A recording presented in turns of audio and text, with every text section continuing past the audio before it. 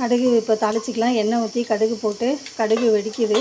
மூடி லைட்டாக கொஞ்சம் இது பண்ணிங்கன்னா வெளியில் சதறாது. இப்போ எண்ணெய் ஊற்றி கடுகு போட்டு புடலங்காவை இப்போ வறுக்க போகிறோம். இப்போ அதுக்கு தேவையானது கடுகு போட்டு எண்ணெய் ஊற்றிட்டு கொஞ்சமாக எண்ணெய் ஊற்றிட்டு, ஏன்னா அது இவ்வளோ போடுறோம், அளவு ரொம்ப குறைஞ்சிரும். இது 2 நிமிஷத்தில் இந்த காய் நம்ம செஞ்சிடலாம். இதுக்கு தேவையானது பார்த்திங்கன்னா வெறும் மிளகாத்தூள் மட்டும் போட்டு கிளறி எடுத்தோம்னா இதில்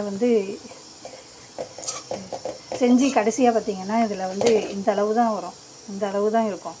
எல்லாமே சுண்டி போயிடும். இதுக்கு நல்லா கொஞ்சம் பெருசு பெருசாகவே இது பண்ணிக்கலாம். பெருசு பெருசாகவே கட் பண்ணி போட்டுக்கிட்டோம் அப்படின்னா பெருசு பெருசாக கட் பண்ணி போட்டுக்கலாம். இப்போ புடலங்காய் பார்த்திங்கன்னா நல்லா பெருசு பெருசாக கட் பண்ணி போட்டுக்கணும். இப்போ புடலங்காய் எப்படி சூஸ் பண்ணுறதுன்னா, தொட்டு பார்த்தா நல்லா சாஃப்டாக இருக்கணும். காய் வாங்குறப்ப தொட்டு பார்க்கணும். நல்லா சாஃப்டாக இருந்ததுன்னா அது எலசாக இருக்கும். இதுவே கொஞ்சம் கல் மாதிரி இருந்துச்சுன்னா அது முட்டில் அது வாங்கக்கூடாது.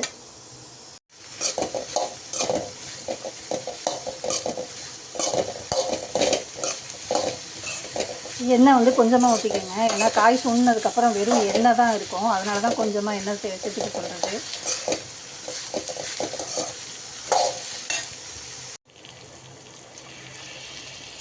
இப்போ கொஞ்சமாக தண்ணி சேர்த்துக்கலாம். நிறையா தண்ணி சேர்க்கக்கூடாது, கொஞ்சமாக தண்ணி சேர்த்தாவே போதும், காய் வந்துடும்.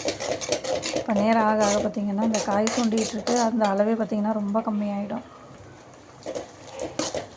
இந்த மாதிரி கிளறிக்கிட்டே இருக்கணும். கிளறிக்கிட்டே இந்த எண்ணெய் மிதந்து வரும். அந்த டயத்தில் நம்ம காய் ரெடி ஆகிடுச்சின்னு தெரிஞ்சுக்கலாம்.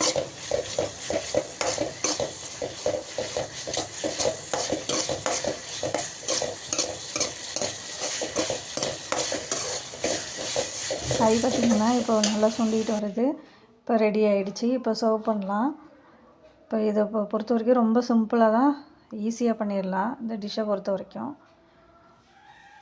இப்போ புடலங்காய் பார்த்திங்கன்னா டேஸ்ட்டானதை நல்லாயிருக்கும், சூப்பராக இருக்கும் சாப்பிட. வாங்க சாப்பிட்லாம்.